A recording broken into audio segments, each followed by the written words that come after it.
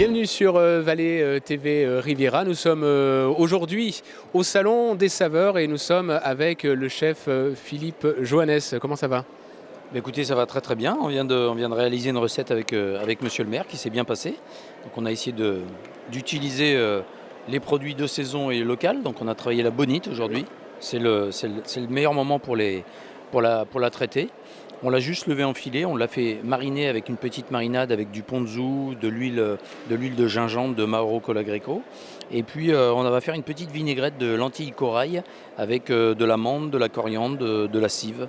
Et la bonite, après l'avoir marinée, on va juste la couper en pavé un petit peu épais, en petite aiguillette plutôt, mais un peu épais, et puis on va la saisir. Et puis on va la déguster en entrée avec une petite julienne de poireaux dessus pour frites, pour apporter un petit peu de croquant.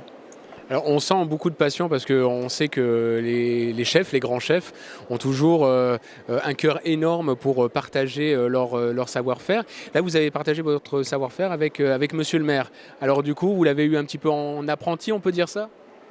Oui, en apprenti, je ne sais pas, hein, j'avais quand même l'impression que monsieur le maire avait déjà cuisiné. En tout cas, il est passionné par les bonnes choses. Donc oui, on a passé un petit moment ensemble pour essayer d'échanger sur des produits qui lui ressemblent, qu'il aime. Donc évidemment, les citrons de Menton en font partie. Et puis l'histoire de la bonite lui a plu tout de suite parce que c'est ici qu'on pêche la bonite. Et d'ailleurs, on la trouve chez un poissonnier de Menton, hein, qui s'appelle la pêcherie azuréenne. Et puis on a aussi fait profiter de mettre en avant l'huile d'olive Saint-Michel. Voilà, c'était un petit peu le but aujourd'hui. On essaye, quand on fait des démonstrations, qu'on soit des grands chefs ou des petits chefs, on est tous passionnés. D'ailleurs, moi je ne suis pas très grand, je fais qu'1m60. Mais voilà, on travaille en équipe. Je suis d'ailleurs accompagné d'un second là, qui est de Menton aussi, hein. Donc il a tout de suite accepté de venir m'accompagner pour partager ce moment, et c'est ce qu'on aime en fait. Et des producteurs qui ont des produits vraiment excellents, j'ai vu des belles choses, hein. On a vu justement que vous êtes servi directement sur le salon et ça, je pense que ça va être salué par tout le monde parce que se servir directement de ce qu'il y a sur place, ça c'est votre habitude, j'imagine. Mais écoutez, Travailler en local, on va dire. on travaille en local et c'est le but aussi de ce genre de... On arrive avec des idées de recettes et puis après on voit des choses, on se dit mais pourquoi on ne le mettrait pas dedans, parce que c'est que des bons produits. Et les gens qui sont là aujourd'hui, il n'y a pas que les chefs. Je veux dire, les artisans, les producteurs qui sont là aujourd'hui sont des gens passionnés. Venir partager sa passion un week-end, alors qu'il fait beau dehors et qu'on aura envie d'aller sur la plage, ça ne peut être que des gens passionnés, donc c'est un vrai plaisir. Mais merci beaucoup, Monsieur Philippe Johannes, meilleur ouvrier de France, société de bain de mer. On vous retrouve du côté de Monaco. Et puis on vous souhaite en tout cas encore de très belles recettes. Et on se retrouvera peut-être sur un autre salon. Mais j'espère, avec grand plaisir. Merci beaucoup. Merci pour votre accueil. Merci pour Vallée TV Riviera. On va continuer bien évidemment ce salon pour retrouver justement nos chefs et puis aussi nos artisans, nos commerçants. Il ne faut pas les oublier parce qu'ils sont là, ils sont au rendez-vous pour ce salon pendant tout le week-end.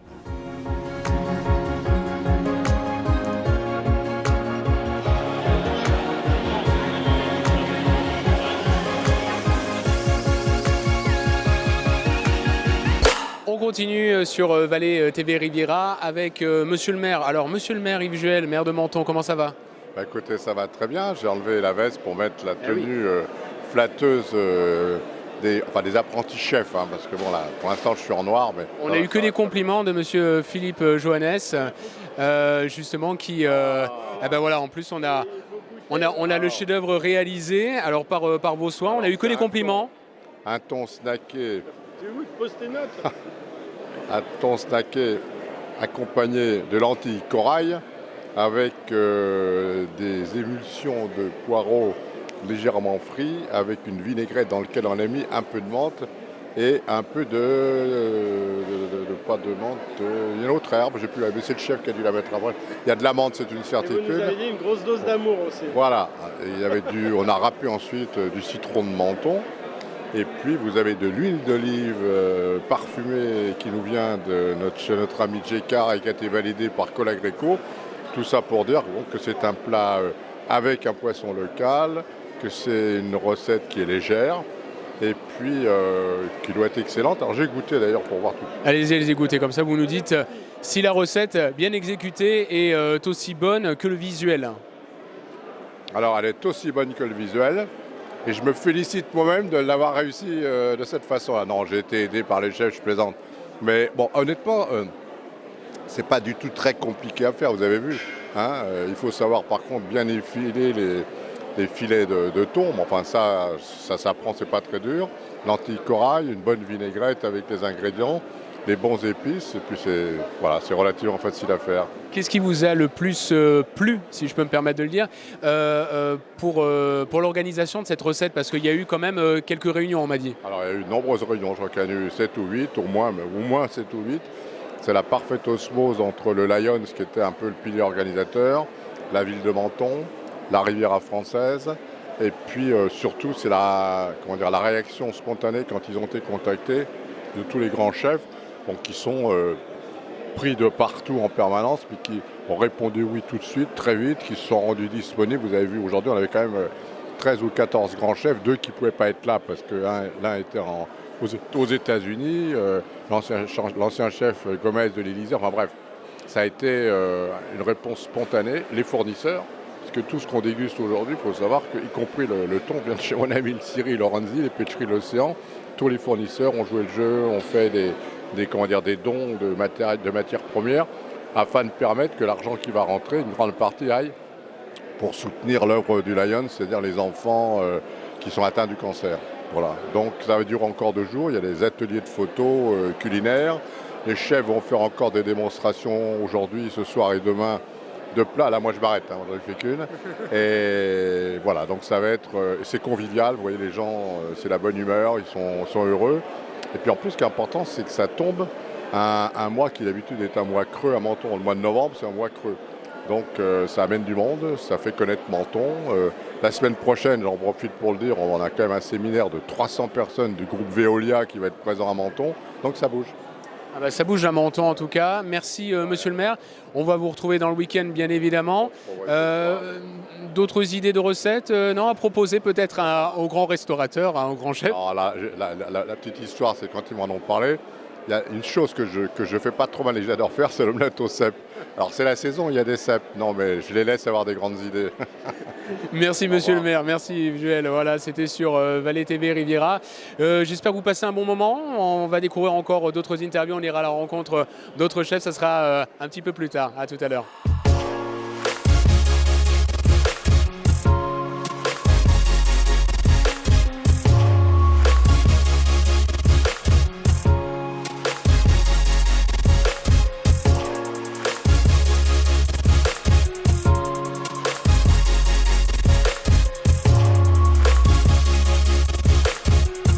Toujours au salon des saveurs ici à Menton, au Palais de l'Europe. On continue avec un meilleur ouvrier de France, c'est Frédéric Jeannot. Bonjour. Bonjour.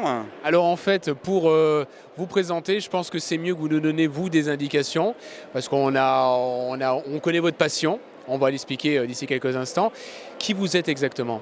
Alors regardez, si je suis en vert, c'est déjà pour mettre tout le monde d'accord avec la nature. Ouais. Meilleur ouvrier de France, primeur. Donc fruits et légumes. Alors ça va de la connaissance des fruits et légumes jusqu'à découper des fruits et légumes avec des outils mécaniques ou électriques. Ensuite de créer des modes de cuisson, puisque toutes les modes de cuisson sont là pour fabriquer des textures. C'est surtout de trouver le bon assemblage d'un produit avec un autre. De créer aujourd'hui, je vais dire un truc très simple. Quand je pose la question, savez-vous la différence entre un fruit et un légume? Et bien souvent les gens ils disent c'est une très bonne question. Et ben voilà, ça commence. C'est une très bonne question. Ça commence par ça mon métier. Alors comme c'est une très bonne question, qu'est-ce que vous en faites? Est-ce que vous mariez les deux?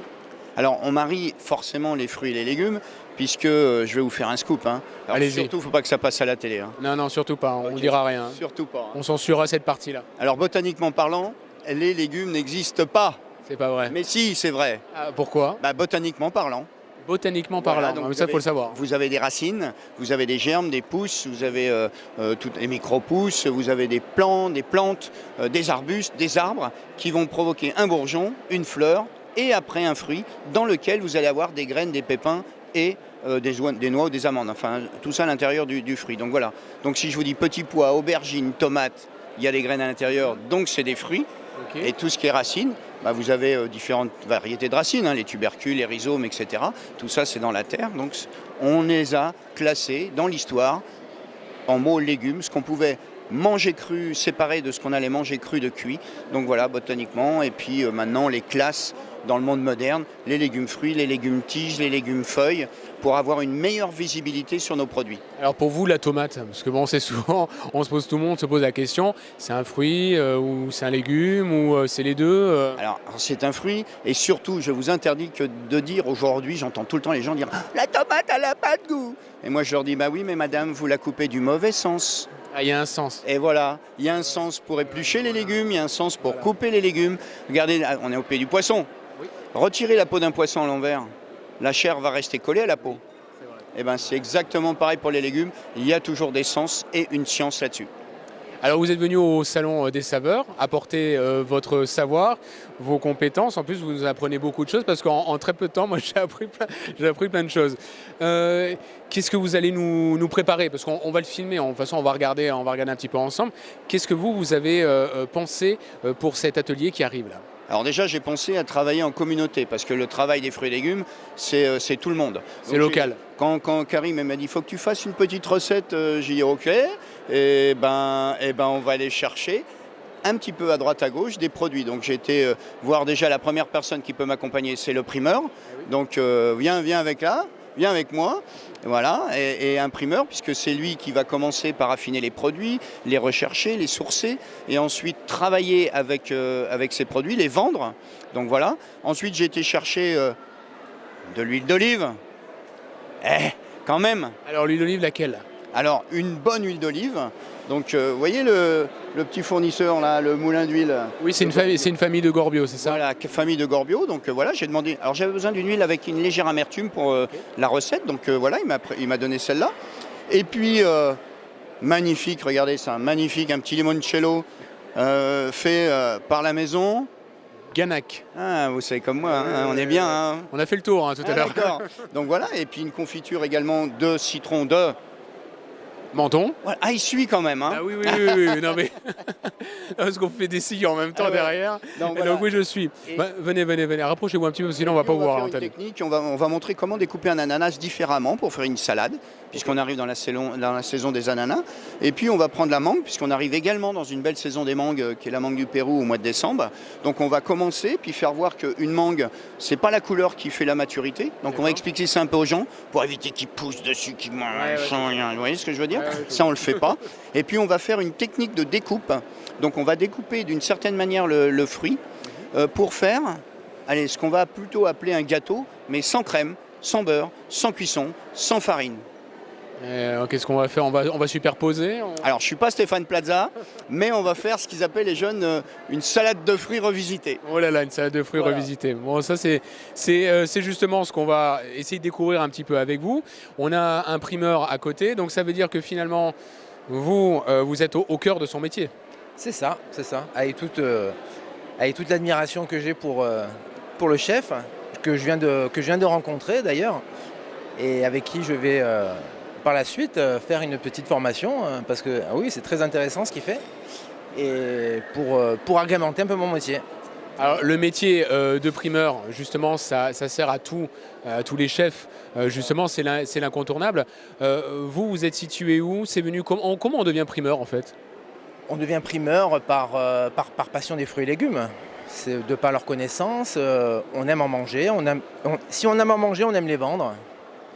Et ensuite, moi je suis au hall municipal de Menton, dans le marché couvert. Donc voilà, on est là-bas depuis à peu près 1 an. Bon, d'accord, très bien. Alors, on va suivre la recette, c'est surtout l'atelier, parce que vous allez discuter un petit peu avec les gens. On va voir un petit peu l'interaction de comment ça va fonctionner, comment ça va se passer. On se retrouve tout de suite, comme ça vous surveillez un petit peu ce que vous avez fourni, c'est ça, on est d'accord? Exactement. Mais jusqu'à présent, on est bien. Jusqu'à présent, on est bien. Voilà. Bon. Alors, à tout de suite, on retrouve Frédéric Jeannot, meilleur ouvrier de France primeur, dans quelques instants, justement sur Vallée TV Riviera. À tout de suite.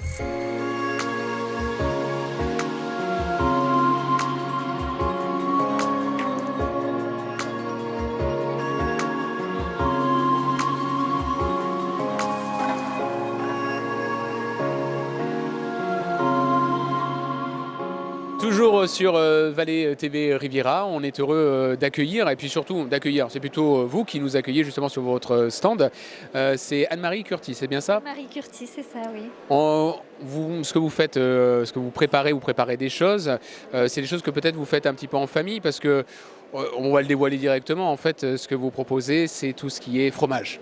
Oui, alors moi je suis essentiellement éleveuse et nous faisons du fromage de chèvre et également de la transformation charcuterie, plats cuisinés à base de chèvre et brebis. Et vous êtes basé où? Alors on est sur Castellar et on transhume sur Sospel. Voilà. Vous transhumez sur Sospel. On est à cheval sur 2 communes. C'est une histoire de famille, c'est une histoire, c'est votre histoire à vous, c'est ça? Oui, c'est mon histoire. Je travaille avec mon mari et on a monté cet élevage de chèvres laitières ensemble, mais lui était déjà éleveur avant moi. Bon, très bien. Bon, voilà, on voulait un petit peu savoir ce que vous faites ici au salon. On est très heureux de vous rencontrer en tout cas. Nous, on va continuer un petit peu en musique. On va terminer bien évidemment sur Vallée TV Riviera. On vous laisse apprécier le spectacle et la musique. Et puis, on va se retrouver bien évidemment pour de prochaines aventures. Allez, à bientôt.